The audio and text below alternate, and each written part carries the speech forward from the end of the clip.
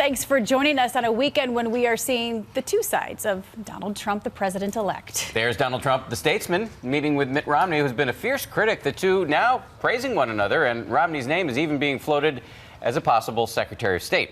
But then there was Donald Trump, who vents his frustrations on Twitter. His target this time, the cast of the Broadway hit Hamilton, who Trump is calling, quote, rude. Now, the New York Post weighed in this morning with the headline Commander in Tweet, and the Commander in Tweet is even tweeting this morning just moments before we came on the air. He's busy this morning. We're going to dive into the whole Hamilton story in a moment, but we're going to start here with the latest news in the formation of the Donald J. Trump administration. ABC's Mary Bruce is in Bedminster Township, New Jersey, where Trump and his team have gathered for the weekend. Mary, good morning.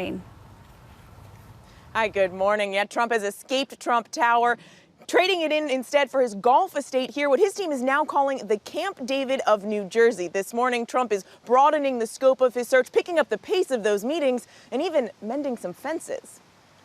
The once bitter rivals now shaking it off. Went great. Donald Trump and Mitt Romney huddling for over an hour as the president-elect courts the former Republican nominee as a possible Secretary of State. We had a far-reaching conversation with regards to the various theaters in the world where there are interests of the United States of real significance. A far cry from this. Donald Trump is a phony, a fraud. He had his shot. He didn't like it when I said he choked like a dog. Trump also seems to be turning a new page with the press. These people are among the most dishonest people in the world, the media.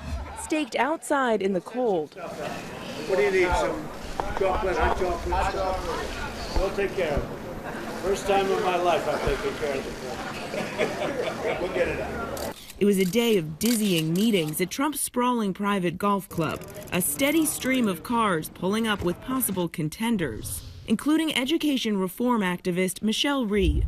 Rhee's clashes with teachers' unions and support for charter schools were featured in the documentary Waiting for Superman. You know that kids are getting a really crappy education right now. She's now being floated for education secretary. Went great. Really great. And General James Mattis, who's being eyed for Secretary of Defense. Emerging from their meeting, Trump was impressed. He's just a brilliant, wonderful man. What a career, and we're going to see what happens. But he is the real deal.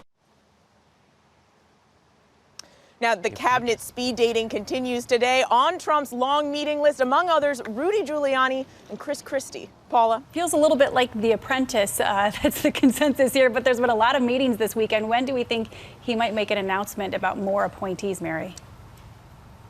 Well, Trump says he's been seeing some tremendous talent come through the door and that he might be nearing some more announcements, possibly even today. Paula and Dan. All right, Mary, thank you.